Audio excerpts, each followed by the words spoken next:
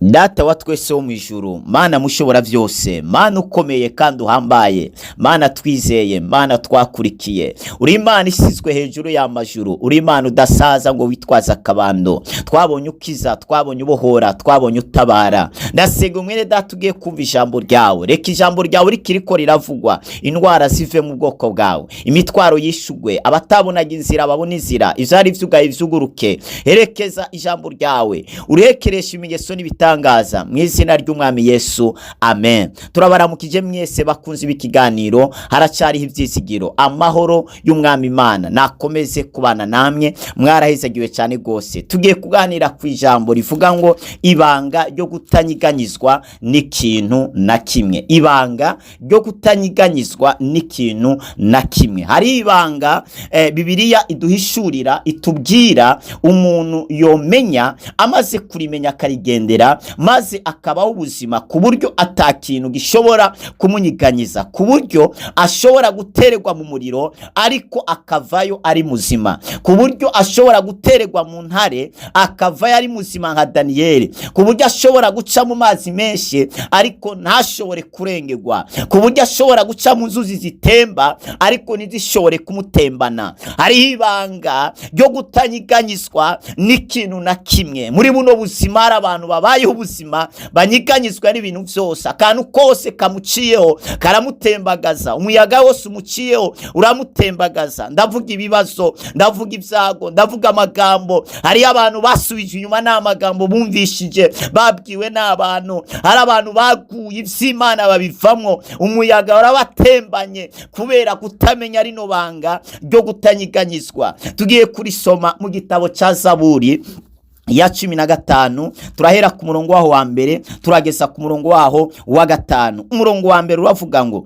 Uhoraho, ninde azosembera mw'ihema ryawe, ninde azogerera ku musozi wawe wera? Baratubwiye ngo ninde muntu azokwegera umusozi w'Imana, azokwegera inzu y'Imana, azokwegera ahera h'Imana. Ngo ninde muntu ashobora kwegera Imana, agasembera, agakundwa n'Imana, akagiranira ubusabane bwiza n'Imana? Nguwo muntu ninde? Mbere akagera ku musozi wera w'Imana, akagera aho Imana ituye, akagera aho Imana iba, akagiranira imigenderanire myiza nayo, akabana nayo, agakorana nayo, akagendana nayo. Nagomba kubabwira icyubahiro gikomeye hano mu isi ntabwo ari ukwitwa perezida, ni ukwitwa umukozi w'Imana, ni ukwitwa umukundwa w'Imana, ni ukwitwa rabaregi basate, ni ukwitwa umukundwa w'Imana, ni ukwitwa inshuti y'Imana, ni ukwitwa umwana w'Imana, ni ukwitwa umugororosi. Birivuga ngo arahiriwe abubaha Uhoraho, arahiriwe abagororosi, arahiriwe abantu bitandukanije n'icyaha n'igisa naco. Abo bantu barafise amahirwe akomeye cyane. Uhoraho, ninde azosembera mw'ihema ryawe? Ngo ninde azoribamwo akarigumamwo iryo hema ry'Uwiteka? Ninde azarigumamwo? Nashaka kubabwira ibanga ryo kutanyiganyizwa rya mbere ni ukuba mw'ihema ry'Imana, ni ukuba mu Mana. Ibanga rya mbere ryo kutanyiganyizwa n'ibibazo n'ibintu ibyo ari byo byose ni ukuba mu Mana. Usomye Abaroma 8:31 haravuga ngo Uhoraho ari mu ruhande rwacu, uwatugwanya yaba nde? Ninde yadushira hasi? Ninde yadusubiza inyuma? Bisanzwe Imana iri mu ruhande rwacu. Ab'Imana yabaye mu ruhande rwabo, twabonye ivyababayeho. Yehoshafati Imana iba mu ruhande rwe, Imana imugwanira intambara, abasi biwe basubiranamwo. Yoshuwa Imana iba mu ruhande rwe, Yoshuwa ahabwa ubushobozi bwo guhagarika izuba. Abasi bamuteraga, Imana ikabamanurira ku rubura. Reboshate Daniyeli Imana iba mu ruhande rwe, bamuta mu ntarava yari muzima. Abasore batatu Shadarake, Meshaki, Abedunego, Imana iba mu ruhande rwabo. Haleluya. Babata mu muriro ntibasha, kubera kubana n'Imana, kubera gukorana n'Imana, kubera kugendana n'Imana, kubera gusenga Imana, kubera kubaha Imana, kwitandukanya n'icyaha n'igisa naco. Babataga mu bibazo ariko ntihagire ico bibagira. Uwo ni wo mugabane w'abana b'Imana, uwo ni wo mugabane w'abizera Imana.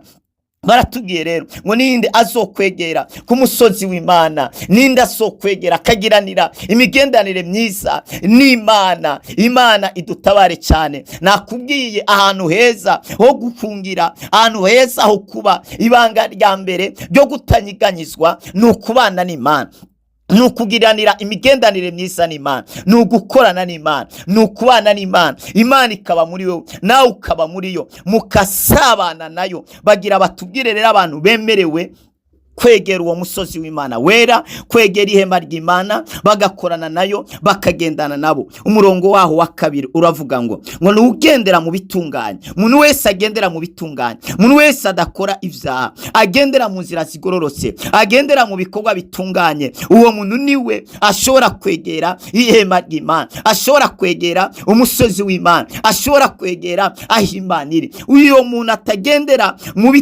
mu bitunganye, haleluya, uwo ntashobora kwegera mu nzu y'Imana. Umuntu agendera mu vyaha, agendera mu bintu bidatunganye, uwo muntu ntashobora kwegera Imana. Ariko umuntu yegera Imana, akegera umusozi wayo, ngo nugendera mu bitunganye, ngagakora ivyo kugororoka, mbere n'ibikorwa vyiwe ngo bikaba ibikorwa vyo kugororoka, akavuga ukuri mu mutima wiwe.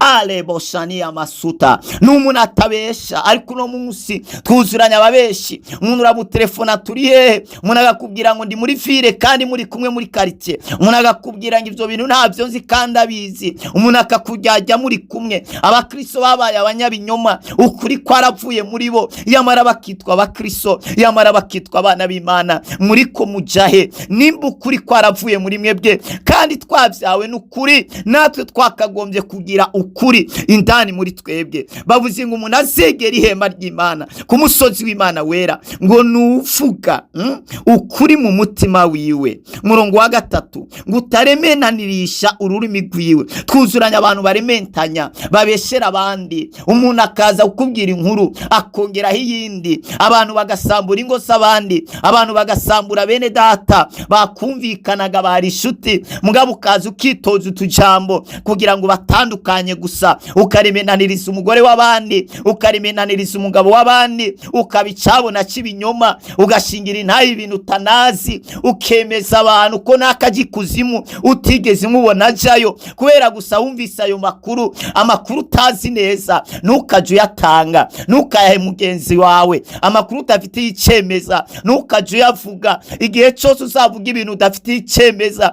umenye kuzaba uriko wimatanya n'uwo muntu ariko abivuga, uzaba uriko uzaba ushindutse umwe n'uwo nyene ariko arabivuga. No munsi twuzuranya abantu bicara mu cyumba bagahimba amakuru, bagafata AI bakayiha amafoto, ati fatira ino foto ya naka ari kumwe n'uyu ariko aravana abantu agace yashira ku rubuga, akemeza abantu ko nakagikuzimu kugira ngo abantu bamuveko, boye kumukurikirana. Umuntu akiyemeza kuvuga nabi mugenzi we, aleboshani ya makando. Ariko abo bantu bari impera ikomeye, impera yabo bazaja mu muriro w'ibihe bidashira, kandi bakiri kuri inosi nta byiza bizaza ku buzima bwabo. Bazamana imitima ihagaze, nta munezero basigera bagira kubera kuremenaririza mugenzi wawe. Cyo aleboshakita noshkerimando, naho butandukaniye n'umurozi, naho butandukaniye n'umyicanyi. Erega umuntu akuremenaririza agakongeraho utundi tujambo, erega no gukwica yakwica, erega yanakwicisha. Uzi ko ari abantu bari mu mpimba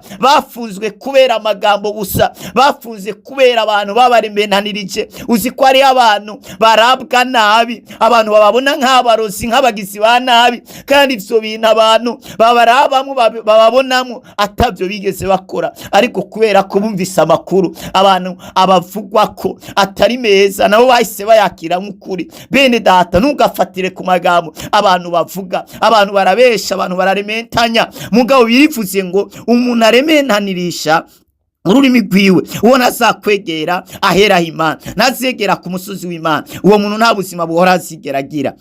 Barakomeza bakatubwira ngo ntagirire nabi mugenzi we, ngo ntakaze inkuru y'umubanyi wiwe. Ngo umuntu yegera intebe y'Imana, n'umuntu atagirira nabi mugenzi we, atagirira nabi mugenzi we. Mu yandi majambo, agirira neza mugenzi we, atagirira nabi mugenzi we. Ngo ntakaze inkuru y'umubanyi wiwe. Hari abantu bumviriza ababanyi, agakaza inkuru y'umubanyi, agagenda mbere akanafatana bisi agiye kuvuga nabi umubanyi wiwe, akicara ahantu ariko aravuga nabi umubanyi wiwe, wiwe, inshuti yiwe. Ivyo bintu ntabwo ari vyo. Abakora ivyo ntabwo begera intebe y'Imana, ntabwo basegera umusozi w'Imana, ntabwo Imana iguma muri bo, ntabwo Imana iguma mu ruhande rwabo. Abantu ntibakomera. Abo bantu iyo haje umuyaga urabanyiganyiza, niyo nabo babazaniye inkuru mbi ibavugwaho, bagira ubwo imitima igahagarara nubwo atabariyo, kubera birivuga ngo umunyabyaha ahunga atakimuhungishije. Iyo ukora ivyo ubura umunyabyaha, kandi umunyabyaha nta gushikamagira, aguma yamana ubwoba, yamana umutima uhagaze, ahunga atakimuhungishije.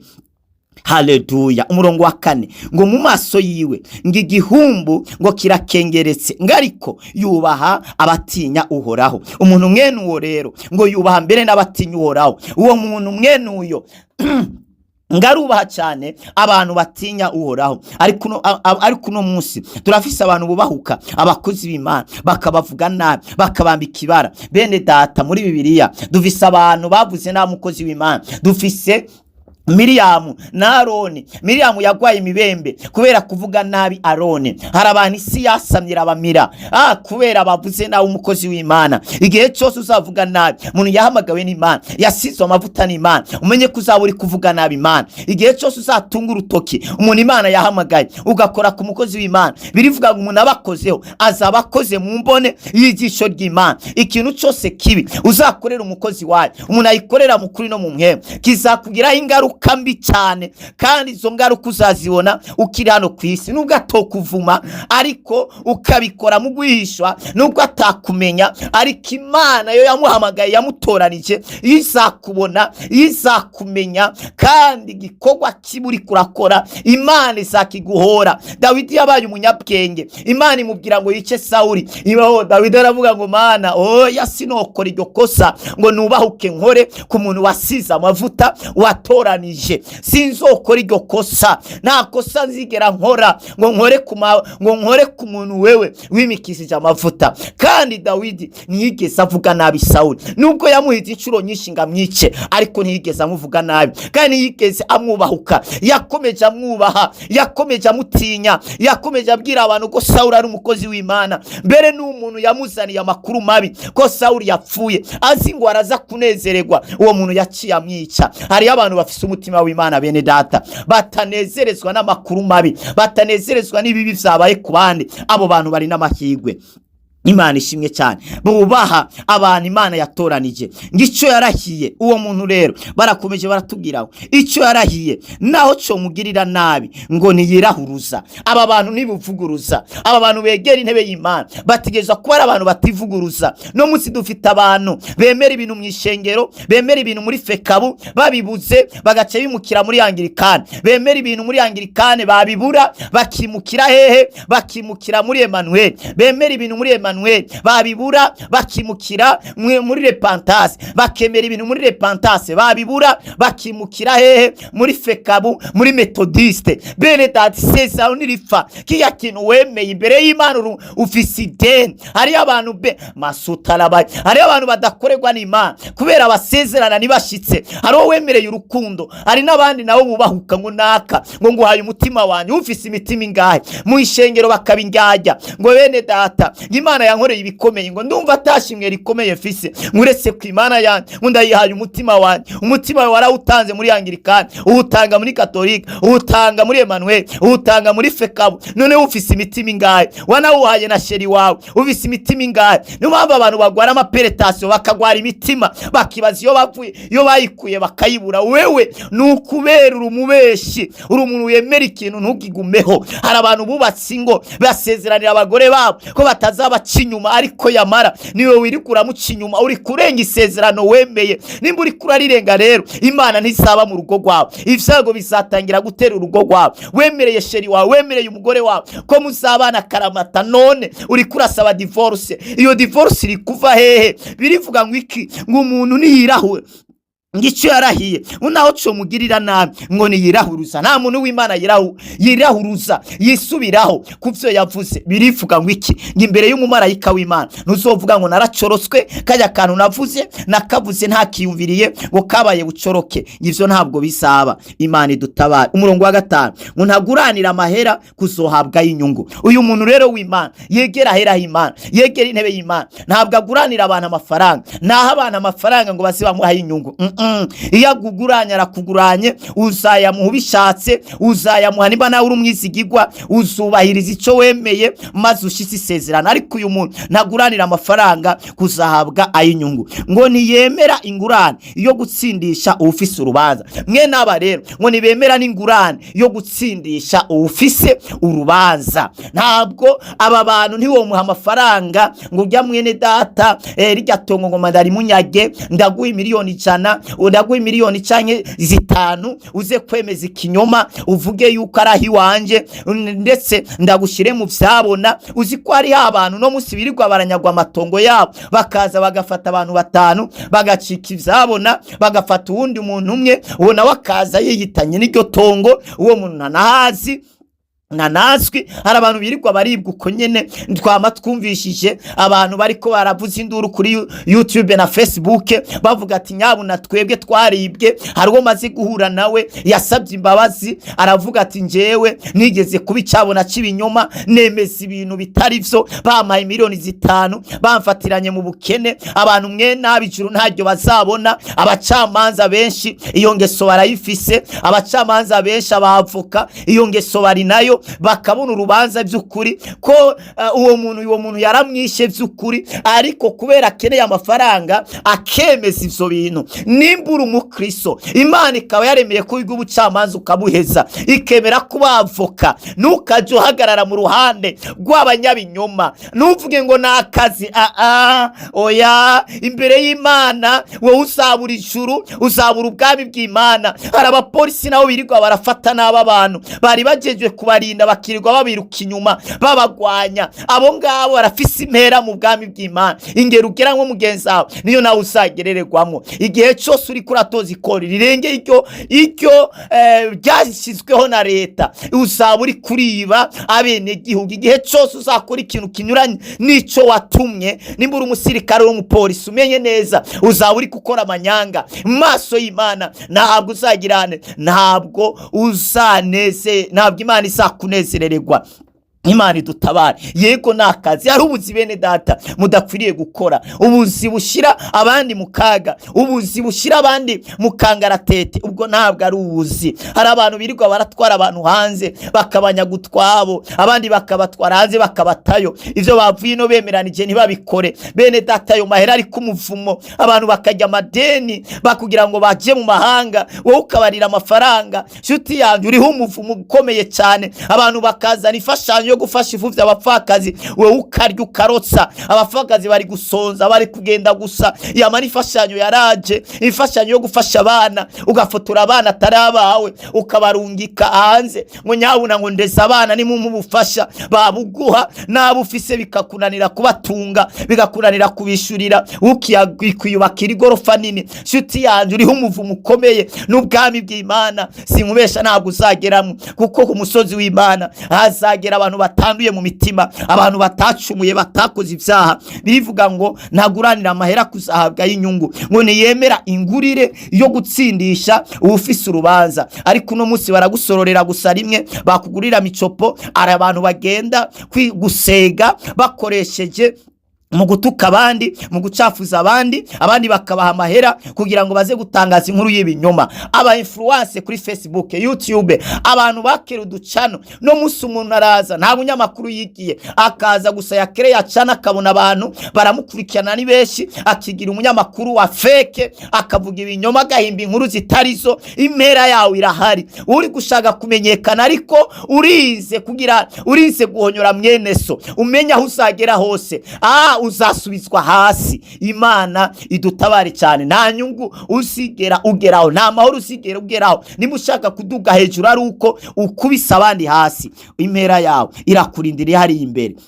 Imana idutabare cyane. Ngo ugenza atyo ngo ntakizomunyiganyiza. Uyu murongo urangije uvuga ngo ugenza atyo akora izo bintu gutyo ngo ntakizomunyiganyiza. Niyo mpamvu twariko tuvuga ibanga ryo kutanyiganyizwa. Rya mbere nukubana n'Imana, nukugendana n'Imana, kunywana nayo, ukirinda bino bintu byose batubwiye. Imana iguha umugisha. Ndumva ngiye gusenga. Birashoboka ko na wisanze muri uyu mutego, wisanze muri bino bintu nejeje kuvuga, wisanze nawe uri kurabige kubigendera muri kurabikora, ndashaka kugusengera Imana ikubabarire cyane, Imana irandura uwo muvumo, ikurako karimbi wishingiye ubwawe, maze Imana itabara ubuzima bwawe. Nawe uhereye uno mwana fata ingingo yo kuvuga ngo ndihanye sinzosubira, ibi bintu nakoze ndihanye sinzobisubira. Ariko ukaba ufise itongo ry'abandi ugenda urisubize, kubera izo mbabazi ntizokora mu gihe ngusengeye Imana ikubabarire hari umuntu wanyasi byiwe. Iyo ngusengeye Imana ikubabarire bisaba kuca usubiza ivyo bintu vy'abandi. Niba ari umugore w'abantu ukamusubiza, niba ari umugabo w'abantu ukamusubiza, nimba ari deni wari ukagishura, apana gucura inyereza. Imana yambabariye nasabye imbabazi. Oya, data ubwiza budasanzwe, uyu mwene data araciye bugufi mu mutima asabye imbabazi. Hari aho yariye amafaranga yemeza ibinyoma, hari abo yanyazi ivyabo, yakoze ibi bitandukanye. Mana mugirira imbabazi. Ijambo rirambwira ngo bari mwisuzuma kandi mwimenye. Data wa twese yisuzumye, yisize ku muzane. Hari aho yabonye yatirimutse, hari ibyaha yagendeyemo, hari ubusambanyi yagendeyemo, hari akaborego yagendeyemo, hari ubusuma yagendeyemo, hari ububare yagiyemo, hari ibyaha yakoze, hari aho yaremenanirije ibinyoma, ari kamasuta arabaye, hari ibyo yasezeranye ntiyashitsa. Mugirire imbabazi mu izina rya Yesu, umuhe gushitsa ibyo yemeye, mugirire imbabazi. Rabadegi bakaya, randura imbuto yose mbi yateragiye, maze imbuto nziza iteragirwe muri we. Ababoshi babohoke, abikurura ivyago kubera bagendeye muri ibi bintu bitaguhesheje icubahiro. Mana ivyo vyago bihagarare ko bihanye, mugisha ubane nabo, sinzi yabikomeze kuba ku buzima bwabo mu izina ry'umwami wacu Yesu Kristo, amen. Mana iguhaye umugisha, Mana ikugiriye neza. Urifuza kubandanya usengerwa, ufite inzozi warose zirakuzazanira. WhatsApp yacu ni +257 65 sase utaniseti turasa tranefu agasaraba amajana 257 177 amajana 339. Mwari kumwe na Nduwa Kristo Glory Shine. Mwibuke gusangiza abandi rino jambo ry'Imana. Ukaba uri kuri YouTube, reka musaye gukanda subscribe canke sabone ndetse na like. Niba ari cyagufashije andika muri commentaire, partage ku bandi bantu. Uri kuri Facebook kanda follow canke suivi kugira ngo bikunde igihe cyose dusize ibiganiro uzaba wa mbere ubikurikirana. Ukaba uri muri groupe, Imana iguha umugisha, ufite inshuti zawe zisangize rino jambo ry'Imana. Murakoze, mwarahezagiwe, turabakunda.